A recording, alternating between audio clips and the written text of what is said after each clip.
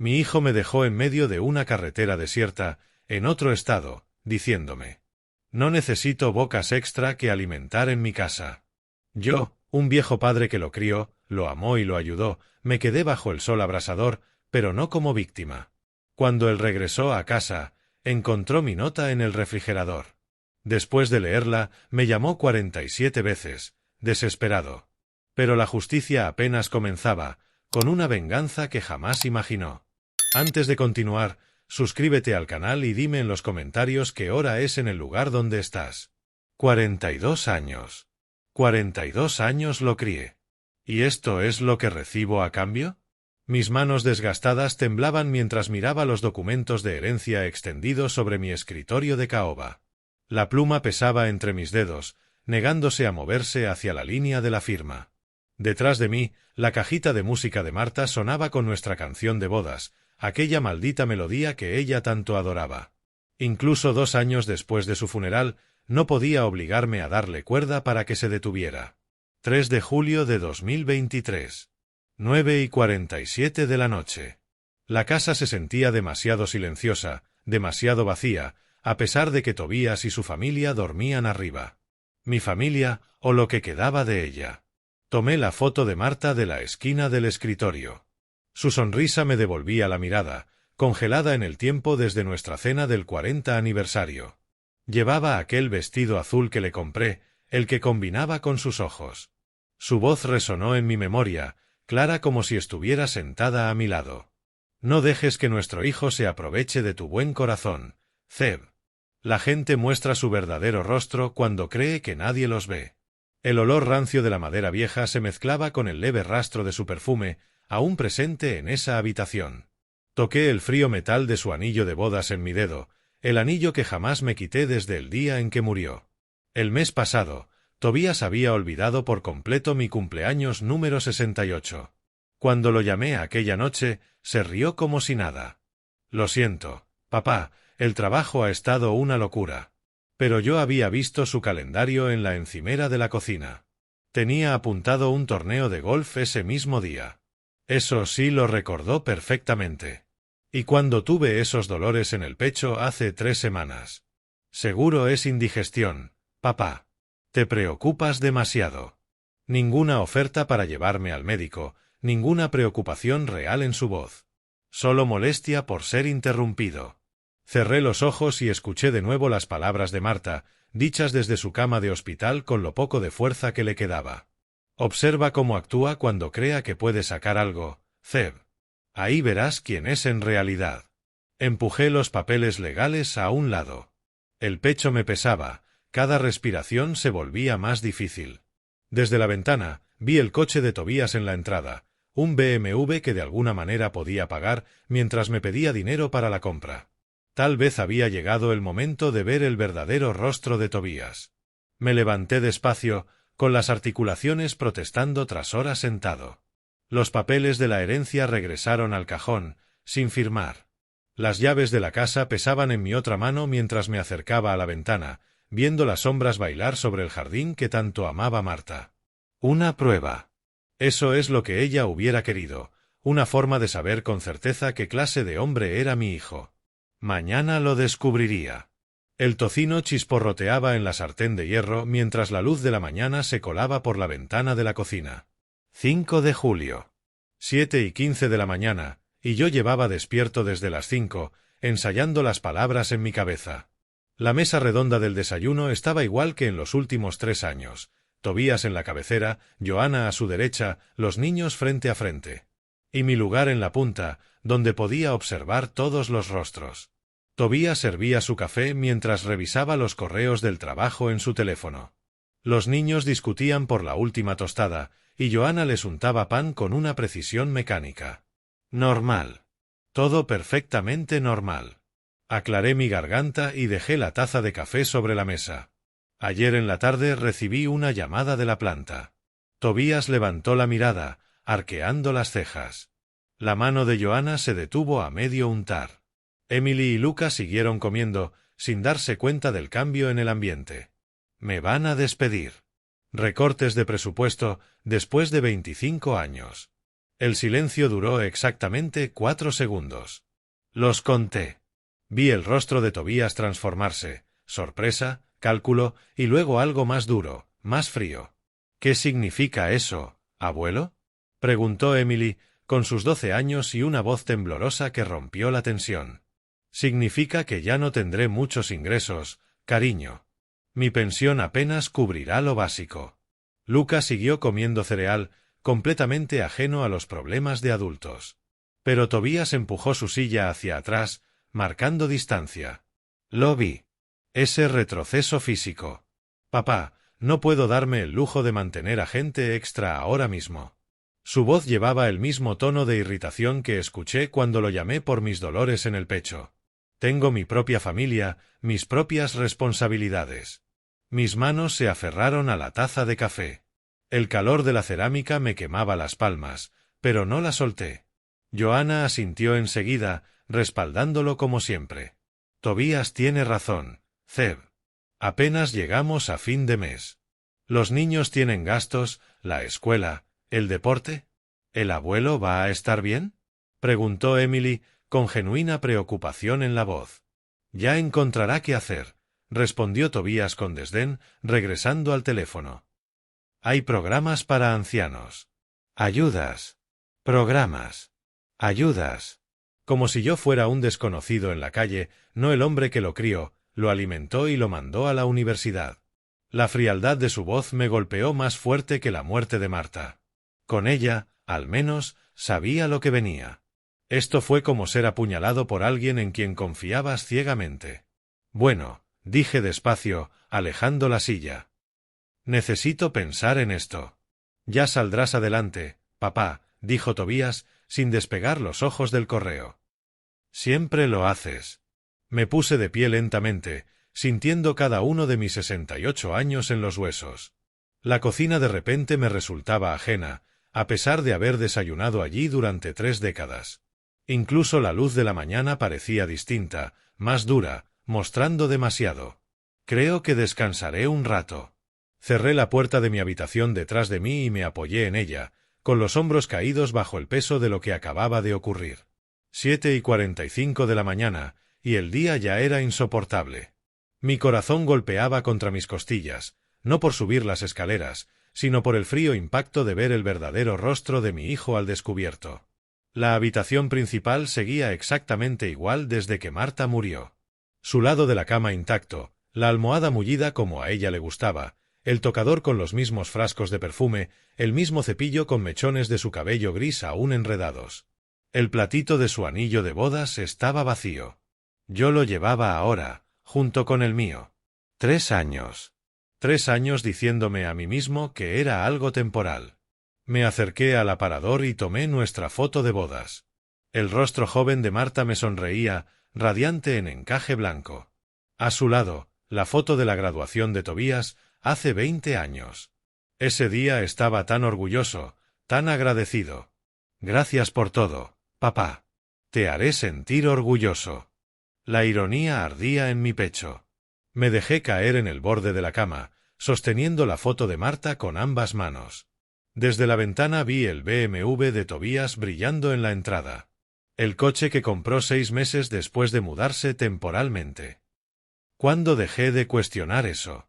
La conversación de aquella mudanza se repetía en mi memoria como un disco rayado. 3 años atrás, aquí mismo, en esta casa. Tobías estaba en la cocina, Joanna a su lado, los dos con mirada desesperada y agradecida. Solo hasta que volvamos a levantarnos, papá. 6 meses como máximo. Aportaremos lo que podamos para la luz y la comida. Y yo, tonto y solo tras el primer infarto de Marta. Tómense el tiempo que necesiten. A Marta siempre le gustó tener la casa llena. Pero Marta lo había visto claro antes que yo. La recordé sentada en esta cama, hace 2 años y medio, con el ceño fruncido de preocupación. Se están acomodando demasiado, Zeb. ¿Cuándo fue la última vez que viste a Tobías buscar casas? Está trabajando duro, Marta. Ahorrar para la entrada toma tiempo. Ella había tocado mi mano entonces, aún cálida pese a la enfermedad. La gente muestra su verdadero rostro cuando cree que nadie los mira. Recuérdalo. Yo desestimé sus palabras como desvaríos de enferma. Pero Marta observaba. Ella había visto cómo sus aportes bajaron de $200 al mes a 50, luego aún te lo compenso el próximo mes, cuando llegue el ascenso. Había visto cómo compraba el BMW mientras decía que no podía ayudar con el supermercado. Había notado los viajes de compras de Johanna, lujosos, mientras clamaban pobreza. Cuando me convertí en la carga de mi propia casa. Los recibos de luz y agua se habían triplicado. La compra se había duplicado. Los electrodomésticos desgastados, lavadora, calentador, todo. Y yo inventando excusas para justificar por qué no podían aportar más, porque no podían mudarse, porque todo recaía sobre mí. Apreté la foto de Marta contra mi pecho, deseando pedirle perdón por haber sido tan ciego. Abajo escuché murmullos, Tobías y Johanna hablando en voz baja, con urgencia. ¿Qué estaban tramando? Me puse de pie, la curiosidad venciendo al cansancio, y caminé hacia la puerta para escuchar. Las voces apagadas cortaban mi duelo como un cuchillo rasgando el silencio. Coloqué la foto de Marta de nuevo sobre el tocador, con las manos temblando por algo más que tristeza. 9:30 de la noche, y Tobías y Johanna tenían una de sus reuniones de cocina, esas que creían que yo no alcanzaba a oír. La puerta de mi habitación chirrió al abrirse. Los goznes necesitaban aceite desde hacía meses, pero esa noche sonaban como truenos. Me detuve, atento. Sus voces continuaban abajo, urgentes, pero medidas. No querían que los niños escucharan. El pasillo estaba en penumbra, iluminado apenas por la farola que se colaba por la ventana del fondo. Cada paso en la escalera requería precisión. Yo sabía qué tablas crujían y cuáles guardaban silencio. 30 años en esta casa me habían enseñado cada sonido. Desde abajo vi el resplandor cálido de la cocina. El lavavajillas zumbaba en su ciclo, la cobertura perfecta para su conversación. Me pegué a la pared, junto al marco de la puerta, y escuché. Este viaje es perfecto, decía Tobías, con ese mismo tono calculador que usó en el desayuno. Pasaremos por esas zonas desérticas de Nuevo México. Mucho espacio vacío por ahí. Mi corazón volvió a golpearme el pecho. Busqué el teléfono, casi se me cayó de los nervios. La pantalla iluminada, 67% de batería. Mis dedos torpes pelearon con la pantalla táctil. Primero activé la cámara, apuntando sin querer al techo. Luego logré cambiar a grabación de voz justo cuando Johanna respondía, fría, como si hablara del clima. Bueno, los viejos se confunden. Se pierden. Golpe de calor, deshidratación, pasa todo el tiempo. Exacto, respondió Tobías. Buscaremos un rato. Llamaremos a las autoridades. Fingiremos ser la familia preocupada. Diremos que se alejó del campamento. Que lo buscamos por todas partes. El teléfono temblaba en mi mano. 3 años de generosidad. 3 años de puertas abiertas, de comidas compartidas. ¿Y esta era su gratitud? Sin él, la casa pasa automáticamente a ser nuestra, continuó Johanna. Por fin podremos dejar de fingir que nos importan sus historias, sus necesidades, su constante presencia. 3 años jugando al hijo agradecido, asintió Tobías. Estoy harto. Esto de la herencia me colmó. No pienso seguir cargando peso muerto. El sudor frío me cubría la frente pese al calor del verano. Mis piernas temblaban, pero mantuve el teléfono firme, grabando cada palabra envenenada. Marta tenía razón, la gente muestra su verdadero rostro cuando cree que nadie los ve. La belleza de todo esto, añadió Johanna, es que lo soluciona todo. No más facturas de comida, ni de luz, ni gastos médicos. Solo nosotros y nuestra verdadera familia. Y una casa que podremos vender. Saldar nuestras deudas. Empezar de nuevo en otro lugar, remató Tobías. Había escuchado suficiente. Más que suficiente. La grabación marcaba 3 minutos y 47 segundos. Suficiente para destruirlos. Con el mismo sigilo con el que bajé, subí las escaleras de regreso, aferrándome al pasamanos. De nuevo sentado en el borde de la cama, miré la pantalla. Los archivos de audio descansaban ahí como un arma cargada, lista para usarse. Pero no todavía. Querían jugar con la vida de un viejo. Pues bien, Marta, parece que tenías razón. El vapor subía de mi taza de café mientras lo revolvía lentamente, observando a Tobías juguetear con su teléfono al otro lado de la mesa. 7:30 de la mañana, 6 de julio. Había pasado la noche en vela, planeando cada detalle de mi respuesta. La cocina ya no se sentía como un hogar, sino como un escenario donde todos interpretaríamos nuestro papel. Tobías miraba a Johanna una y otra vez, buscando aprobación para el guión que habían ensayado. Ella asentía y sonreía en los momentos justos, como la esposa de manual. Los niños desayunaban cereal, ajenos, inconscientes de que sus padres habían pasado la noche planeando un asesinato. —¿Dormiste bien, papá? —preguntó Tobías, disfrazando de preocupación su voz falsa. —Ayer te vi bastante cansado. Tomé un sorbo de café lento, ganando tiempo para fingir la expresión adecuada de derrota. —No muy bien, hijo. Todo esto me tiene enfermo de preocupación. —Perfecto. Casi pude ver el alivio en sus ojos. Johanna se inclinó hacia adelante con una simpatía ensayada. Estas cosas siempre encuentran salida, Zeb. La familia siempre halla la manera de superar las dificultades. Hablando de familia, dijo Tobías, con un tono tan ensayado que parecía perfecto. He estado pensando en lo de ayer, en lo que dije. Fui demasiado duro. Mi teléfono descansaba al lado de mi taza de café, la grabadora de voz ya corriendo. Que cavaran su propia tumba con palabras. Te lo agradezco, hijo. Estos huesos viejos se sentían bastante golpeados. Tobías intercambió otra mirada con Johanna antes de continuar. ¿Y si hacemos un viaje en familia? Algo que nos una, que sane estas heridas entre nosotros. Emily levantó la vista de su cereal, de repente interesada. ¿Un viaje? ¿A dónde? Pensaba en el Gran Cañón, dijo Tobías, dándole calor a su actuación. ¿Recuerdas cuando mamá y tú me llevasteis de niño, papá? Siempre dijiste que era uno de tus recuerdos favoritos. La mención de Marta en ese contexto casi quebró mi compostura. Estaban usando su memoria para justificar un plan para matarme. Pero obligué a mi voz a mantenerse firme, incluso agradecida. Suena maravilloso, Tobías. ¿Cuándo pensabas? La próxima semana. Ya sonaba más seguro, convencido de que su manipulación estaba funcionando. Puedo tomarme unos días de vacaciones. Hacer que sea una verdadera aventura para toda la familia. Lucas rebotaba en su asiento. ¿Veremos vaqueros de verdad, abuelo? Veremos cosas increíbles, Lucas, le dije, despeinándole el cabello. Por dentro, la rabia ardía fría y estable, pero mi voz sonaba cálida para los niños. Johanna intervino con un entusiasmo ensayado. Nos vendría bien a todos. A los niños les encanta viajar con su abuelo. Además, nos daría tiempo para hablar de verdad, resolver las cosas. El trayecto en sí podría ser precioso, añadió Tobías.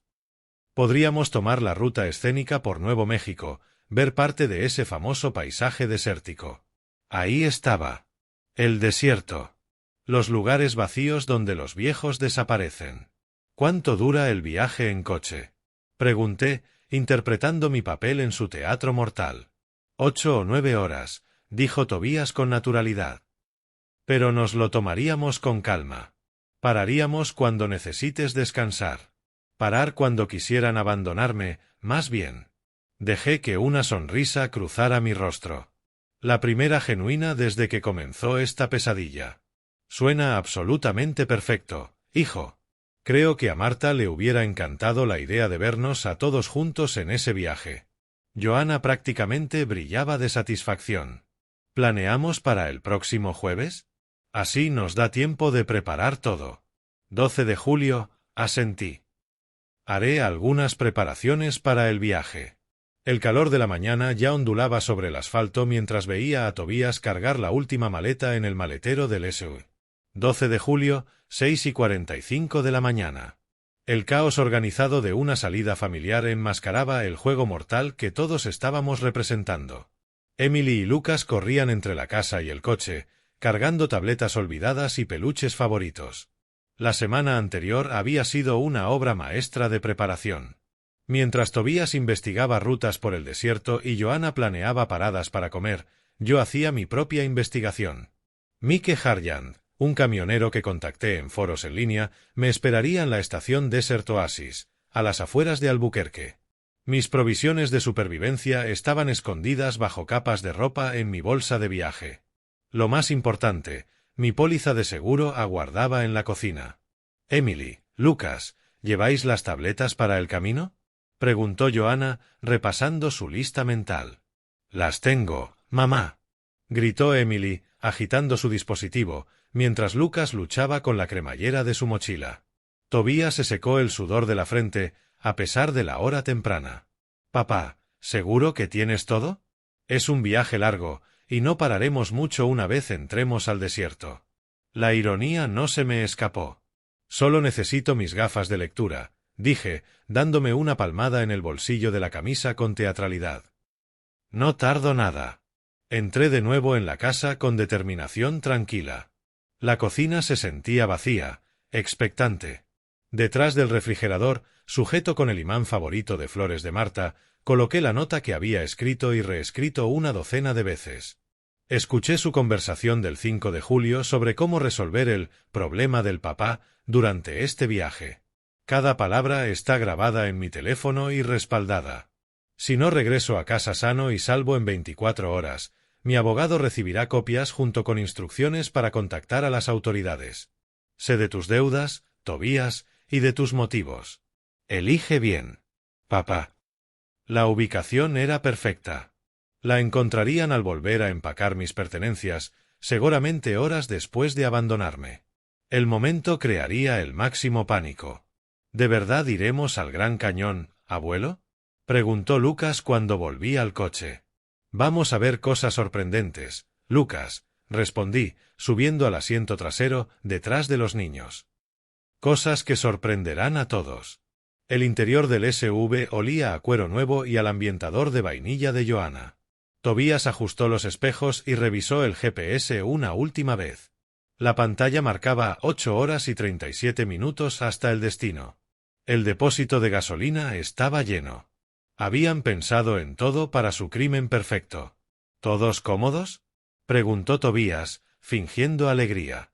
¿Listos para nuestra aventura?, añadió Joanna, girándose con una sonrisa. Me recosté en el asiento, sintiendo el peso de las botellas de agua y las barras energéticas escondidas en mi equipaje. Mi teléfono mostraba carga completa, y el pack de batería extra estaba seguro en el bolsillo de mi chaqueta. La información de contacto de Mike Harjand estaba memorizada y escrita en papel dentro de mi cartera. El SUV se alejó del bordillo, y lancé una última mirada a la casa que Marta y yo habíamos llamado hogar durante 40 años. En pocas horas, Tobías y Joanna ejecutarían su plan, pero no tenían idea de que su víctima se había convertido en cazador. La carretera se extendía adelante, el calor del desierto ya ondulando en la distancia. El clásico rock sonaba en la radio mientras las tierras de cultivo quedaban atrás, dando paso a arbustos secos y mesetas lejanas. 12:30 del mediodía.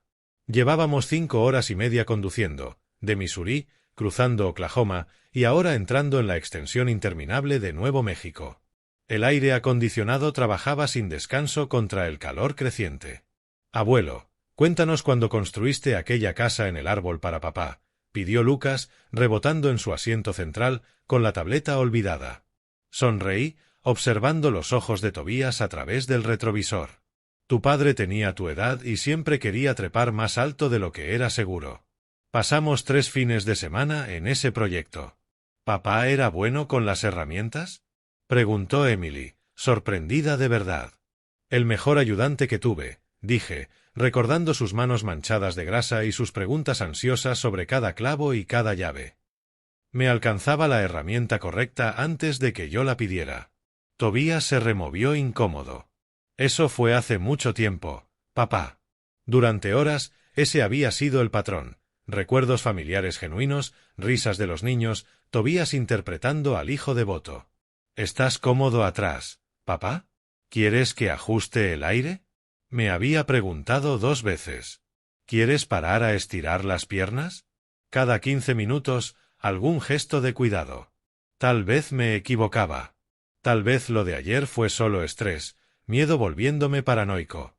Pero entonces veía esas miradas rápidas entre Tobías y Johanna cuando pensaban que yo no los veía. El modo en que ella revisaba obsesivamente el GPS, tomando notas en un pequeño cuaderno. La tensión creciente en los hombros de Tobías a medida que el paisaje se volvía más desolado. ¿Falta mucho?, se quejó Emily. Esto se está haciendo eterno. Solo unas horas más, cariño, respondió Johanna con una voz cargada de falsa alegría. Recuerda, este es el regalo del abuelo. Por la ventana, observaba cómo los mojones pasaban uno tras otro. La autopista había dado paso a la Ruta 66, y la civilización se iba desvaneciendo dramáticamente. Las gasolineras aparecían quizá cada 30 millas. Los niños se habían quedado en silencio, agotados por el calor y las horas de viaje. Mi teléfono no mostraba ninguna barra de señal. Estábamos entrando en la zona muerta que había investigado, donde las torres eran escasas y la ayuda quedaba a horas de distancia. Este país sí que está vacío, observé, manteniendo la voz casual. Eso es lo bello, respondió Tobías. Pura naturaleza. Un hombre podría desaparecer aquí y jamás ser encontrado. Las palabras me golpearon como agua helada en las venas. Todas mis dudas se evaporaron en ese instante. Johanna le lanzó una mirada fulminante, pero el daño ya estaba hecho. Lo miré a los ojos a través del retrovisor y esta vez vi el cálculo allí, la fría evaluación de un depredador midiendo a su presa. El mojón 247 apareció adelante. Tobías redujo la velocidad del SV. Necesito ir al baño, dije, con la voz firme a pesar de los latidos en mi pecho. No puedo aguantar más. Claro, papá, respondió Tobías, deteniéndose en el arcén con una facilidad ensayada. Tómate tu tiempo. Bajé al calor abrasador, sintiendo el sudor brotar de inmediato en mi frente. Los niños discutían dentro por algo, sus voces apagadas por las ventanas cerradas. Tobías también bajó, supuestamente para estirar las piernas, pero se mantuvo cerca de la puerta del conductor, con el motor encendido. Gracias por este viaje, hijo, le dije, mirándolo directamente. Significa todo para un viejo como yo. Algo se reflejó en su rostro. Tal vez culpa. Tal vez solo impaciencia. Nada personal, papá, dijo en voz baja. Solo negocios. El motor rugió. La grava voló bajo las llantas. Emily y Lucas pegaron sus caritas contra la ventana trasera, la confusión convirtiéndose en lágrimas al ver a su abuelo de pie, solo, en medio de la carretera desierta. El SV desapareció entre espejismos de calor, dejando solo silencio y el sol implacable de la tarde. Bueno, Marta, murmuré, hora de demostrar si tu viejo marido aprendió tus lecciones de preparación. El calor irradiaba del asfalto en ondas visibles mientras miraba la carretera vacía por donde mi familia había desaparecido. 1:15 de la tarde, la temperatura subiendo hacia su pico diario. El sudor ya empapaba mi camisa, pero mi respiración permanecía controlada, metódica. 40 años en fábricas me habían enseñado a trabajar en condiciones extremas. Primero lo primero. Saqué el teléfono, confirmando lo que ya sabía, sin señal. La pantalla marcaba 89% de batería, suficiente para lo que necesitaba. Mi investigación había sido precisa. Este tramo de la Ruta 66 era una zona muerta entre torres de comunicación. Siguiente paso, reconocimiento visual. Las mesetas se alzaban a lo lejos como monumentos antiguos. Arbustos dispersos apenas ofrecían sombra. Ningún edificio a la vista en ninguna dirección. Tráfico escaso. Quizá un vehículo cada 20 minutos. El lugar perfecto para un asesinato, si no sabías que tu víctima había pasado una semana preparándose. Me desabotoné la chaqueta y metí la mano en los bolsillos internos, cosidos especialmente. 2 botellas de agua de 500 mililitros, aún frescas gracias al aire acondicionado del coche. De mis bolsillos saqué 4 barritas energéticas y una pequeña bolsa de frutos secos. Combustible suficiente para una larga caminata. El mapa dibujado a mano salió de mi cartera, con los bordes reforzados con cinta. Gasolinera Desert Oasis, 6 millas al este, por la Ruta 66. Lo había memorizado, pero verlo en papel me tranquilizó. La información de contacto de Mike Harjand estaba escrita en papel impermeable, guardada detrás de mi licencia de conducir. 6 millas hasta Desert Oasis, dije en voz alta, mi voz tragada por el silencio inmenso. Mike dijo que estaría allí esta semana. Tobias creyó que dejaba atrás a un anciano indefenso. Pobre muchacho. No sabía que su padre llevaba una semana planeando lo peor mientras esperaba lo mejor. El dicho favorito de Marta. Ella me enseñó a pensar 3 movimientos adelante, ya fuera arreglando una máquina rota o lidiando con personas rotas. Ajusté mi gorra y aseguré mis gafas de sol. Los zapatos resistentes que había elegido especialmente para este viaje se aferraban bien al asfalto. La camisa ligera ayudaba con la ventilación y los pantalones protegían mis piernas del sol. El dinero de emergencia estaba distribuido en varios escondites. 2 billetes de 20 en mi zapato izquierdo, varios de 100 doblados en el cinturón, billetes de 50 en la cartera. Si llegaba a la civilización, tendría opciones. El marcador de temperatura del coche había leído 97 grados cuando me abandonaron. Para media tarde, subiría a 105. Necesitaría dosificarme con cuidado, conservar energía y agua, sorbos pequeños cada 15 minutos, descansar en cualquier sombra disponible. El entrenamiento en seguridad industrial incluía golpes de calor. Conocía las señales de alarma, mareos, náuseas, fatiga extrema. Pero también conocía mi resistencia. Décadas de turnos de 10 horas sobre suelos de concreto habían forjado unas piernas que la mayoría de hombres de mi edad no tenían. El teléfono marcaba la hora. 1:23 de la tarde. Guardé el mapa en el bolsillo de la camisa, tomé un pequeño sorbo de agua y me giré hacia el este, rumbo a mi destino. El desierto se extendía infinito, ondulando con espejismos que dibujaban lagos falsos en el horizonte. A lo lejos, escuchaba el rugido de los camiones de carga en una ruta paralela. La civilización aún existía, solo fuera de mi alcance inmediato. 6 millas. En este calor, quizá 2 horas y marcaba el ritmo correcto. El ritmo. Eso era lo que sostenía a un hombre en el trabajo duro, encontrar la cadencia adecuada y mantenerla firme.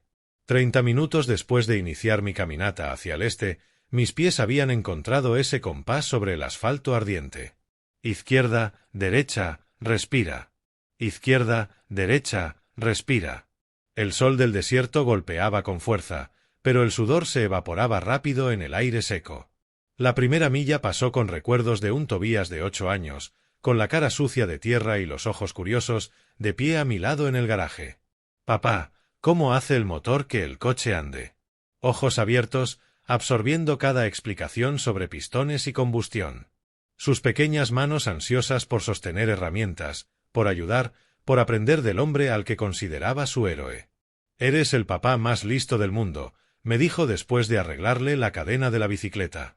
Marta había reído desde la puerta, con harina en el delantal por el horneado del domingo. Tu padre sabe cómo hacer funcionar lo que está roto, le dijo. Ese es un don. Primer descanso de agua en la milla 2. Un sorbo pequeño. Tapón bien cerrado. Botella de vuelta al bolsillo.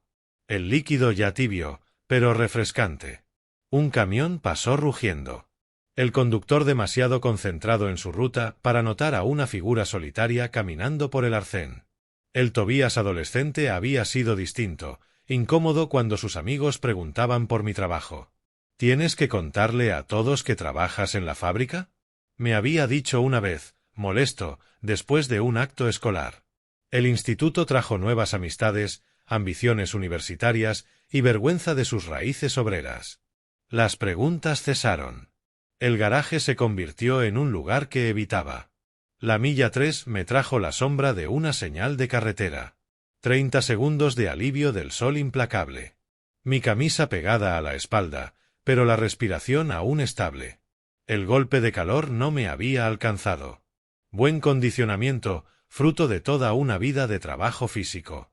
La universidad había ensanchado la distancia entre nosotros. Las visitas a casa estaban llenas de lecciones sobre economía moderna y la necesidad de pensar en grande.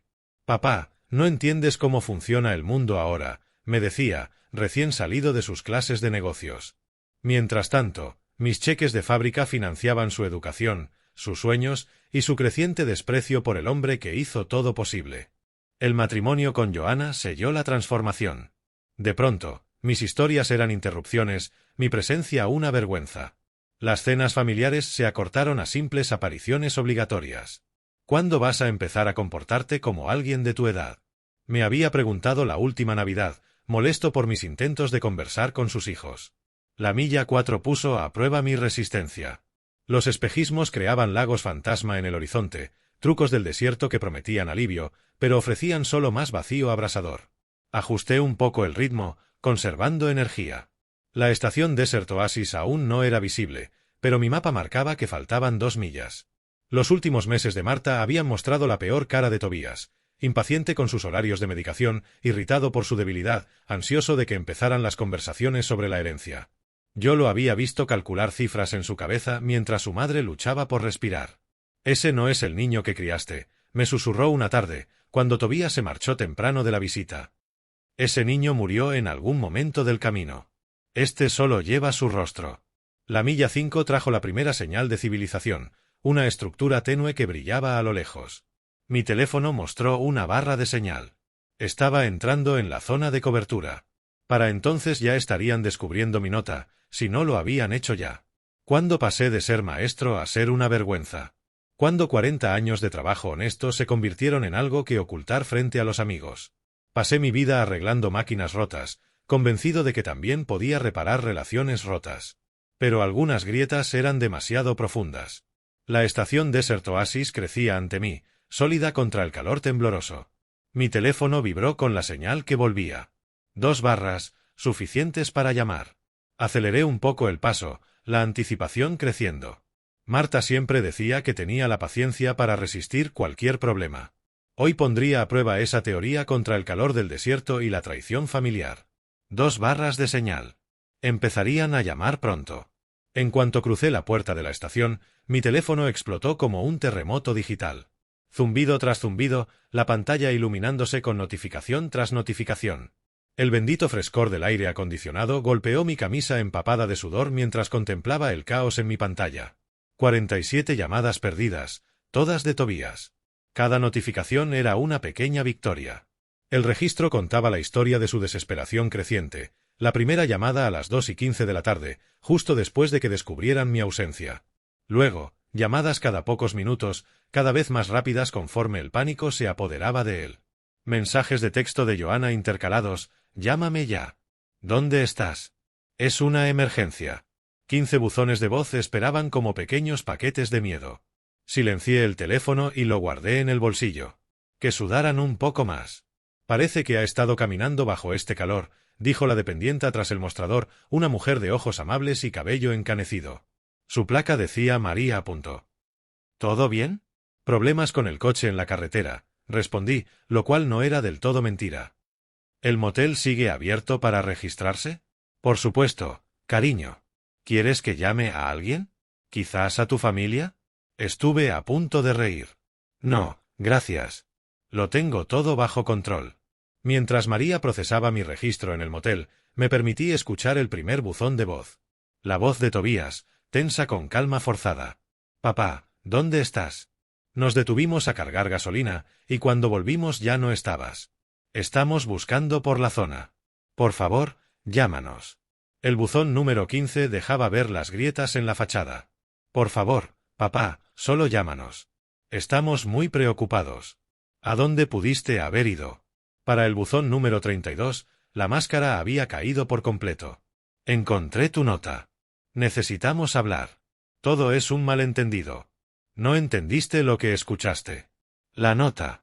Mi póliza de seguro escrita con letras firmes y escondida detrás del imán de flores favorito de Marta, donde la encontrarían al volver a empacar mis cosas.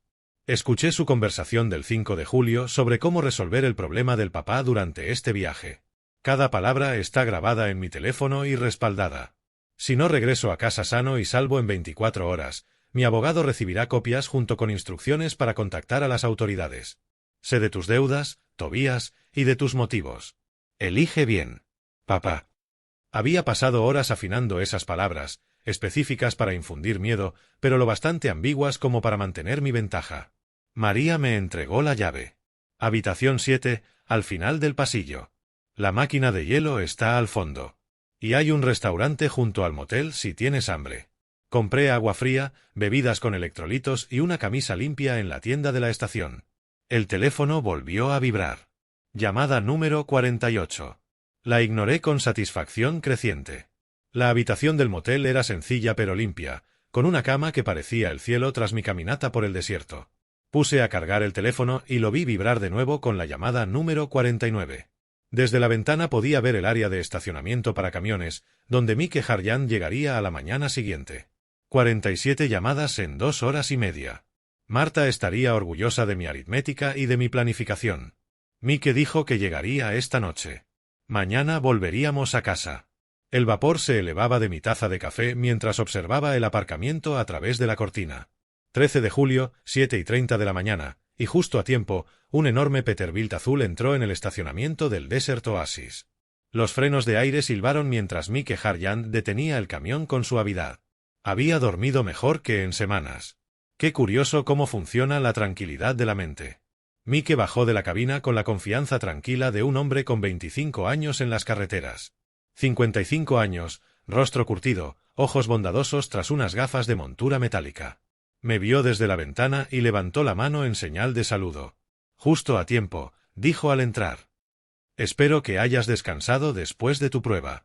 El mejor sueño que he tenido en semanas, respondí, poniéndome de pie para estrechar su mano callosa. No sabes cuánto te agradezco esto. No todo el mundo ayudaría a un desconocido. Mike desestimó mis agradecimientos con un gesto de la mano. La carretera te enseña a quien puedes confiar. Tienes ojos honestos, Zeb. Springfield está a unas 8 horas con mi entrega. El tiempo justo. En 20 minutos, mis pocas pertenencias estaban guardadas en el compartimento del camión y yo acomodado en el asiento del copiloto. Mike había preparado un termo de café y sándwiches caseros para el viaje. La radio CB chisporroteaba de vez en cuando con comunicaciones de camioneros, mientras música country sonaba suavemente en el estéreo. La familia debería apoyarse, no usarse, dijo Mike al incorporarnos a la enero del 40 este. No había hecho preguntas directas sobre mi situación, pero yo compartí lo básico: problemas con el coche, tensiones familiares, necesidad de volver a casa. Eso siempre creí yo también, respondí, viendo cómo el desierto de Nuevo México se transformaba en las llanuras de Oklahoma. 42 años criando a un hijo, y creí saber en qué tipo de hombre se convertiría. Mike asintió, comprensión en sus ojos. Tengo 2 hijos. Me divorcié hace 15 años, pero mi ex y yo siempre pusimos a los niños primero. No puedo imaginarme que la propia sangre te dé la espalda. Las millas pasaron con conversación fácil. Mike contaba historias de la carretera, la bondad de extraños, la comunidad entre camioneros, la satisfacción del trabajo honesto. Yo me descubrí compartiendo recuerdos de Marta, versiones cuidadosamente editadas de los últimos sucesos, reflexiones sobre cómo los valores parecían haber cambiado con las generaciones. Tu esposa suena como una mujer sabia, dijo Mike cuando cité uno de los dichos favoritos de Marta sobre cómo la gente muestra su verdadero rostro. Veía a través de las personas como si fueran de cristal. Asentí. Debí haber escuchado sus advertencias antes. El ritmo cómodo del camión, la conversación constante y la genuina decencia de Mike creaban un espacio sanador. Allí estaba un desconocido mostrando más consideración que mi propio hijo en años. El contraste no se me escapaba. Paramos 2 veces en áreas de servicio para repostar y descansar. Mike insistió en pagar el almuerzo, rechazando mis intentos de cubrir la cuenta. Un día harás lo mismo por alguien más, dijo simplemente. Con la tarde dando paso a la noche, aparecieron los primeros lugares familiares. La torre de agua visible desde mi vecindario se alzó en el horizonte, al acercarnos a Springfield. Esa es mi salida, dije, señalando adelante. Dulce hogar. El camión de Mike desapareció en la esquina mientras yo caminaba por el camino de entrada que conocía tan bien. 6:45 de la tarde, y las sombras se alargaban sobre el césped que había cuidado por décadas. Todas las ventanas de la casa encendidas. Estaban ahí, esperando, fingiendo, ansiosos de noticias sobre el abuelo desaparecido. Giré la llave que yo mismo había instalado 20 años atrás. La puerta se abrió. «Papá». Tobías saltó del sofá como si lo hubieran electrocutado. «Gracias a Dios que estás bien. Te hemos buscado por horas».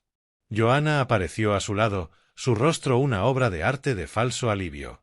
No tenemos idea de lo que pasó. Un minuto estabas allí y al siguiente desapareciste. Hemos estado preocupadísimos. Emily y Lucas corrieron hacia mí con felicidad genuina, rodeando mi cintura con sus brazos. Su alegría era real. Inocentes atrapados en la telaraña de mentiras de sus padres. 47 llamadas sugieren que no buscaban, dije con calma, devolviendo los abrazos. Estaban en pánico. El rostro de Tobías vaciló en confusión antes de volver a su actuación. Llamamos porque estábamos desesperados por encontrarte. Papá, estás confundido. Jamás haríamos eso. La nota en el refrigerador lo explica todo, lo interrumpí. ¿Pensaron que había olvidado cómo leer? El color se drenó del rostro de Joanna. Miró hacia la cocina y volvió a mí con ojos calculadores. No sabemos de qué hablas. Hemos recorrido esa carretera de arriba a abajo buscándote. Saqué mi teléfono y abrí la grabación del 5 de julio. La voz de Tobías llenó la sala. Este viaje es perfecto. Pasaremos por esas zonas desérticas de Nuevo México. Luego la voz fría de Joanna. ¿Y si algo le pasa ahí? Bueno, la gente mayor se confunde. Se pierde. Emily retrocedió, su alegría reemplazada por confusión. Lucas miraba de un lado a otro, sintiendo la tensión que no podía comprender. Tengo grabaciones, Tobías. Sus voces, su plan, su codicia, dije, deteniendo la reproducción y mirando directamente a mi hijo. Cada palabra sobre cómo resolver el problema del papá y quedarse con esta casa. Tobías intentó un último recurso de manipulación. Papá, la familia perdona. Podemos superar esto. Piensa en Emily y Lucas. Necesitan a su abuelo. Dejaste de ser mi hijo cuando planeaste asesinarme, respondí en voz baja. Tienes 1 hora para empacar tus cosas e irte. Para siempre. La máscara de Joanna finalmente cayó. No puedes echarnos. Tenemos derechos legales. Hemos vivido aquí 3 años. Como mis invitados. Invitados que planearon matar a su anfitrión. Levanté el teléfono de nuevo. Mi abogado recibe copias de todo si no me reporto cada día. Atrévanse a acosarme y descubrirán lo en serio que las autoridades toman el abuso a mayores y el intento de asesinato. La siguiente hora transcurrió entre maletas apresuradas y discusiones ahogadas. Emily lloraba suavemente mientras ayudaba a guardar sus cosas. Me arrodillé junto a ella y Lucas. Podrán visitarme cuando sean mayores, les dije con ternura. Esto trata de las decisiones de sus padres, no de ustedes. Las puertas del coche se cerraron, los motores arrancaron y las luces traseras desaparecieron en el crepúsculo de Springfield. Me quedé solo en mi cocina, mirando el refrigerador vacío donde había colgado mi nota de advertencia. La taza favorita de Marta esperaba en la encimera, lista para el té de la noche. La llené con agua caliente y me senté en nuestra mesa para 2, ahora puesta solo para 1. Mañana llamaré al abogado de todos modos. Algunas lecciones deben quedarse grabadas. Si te gustó esta historia, dale me gusta al vídeo, suscríbete al canal y cuéntame en los comentarios qué impresión te dejó. Para escuchar la siguiente historia, haz clic en la caja de la izquierda. Gracias por ver.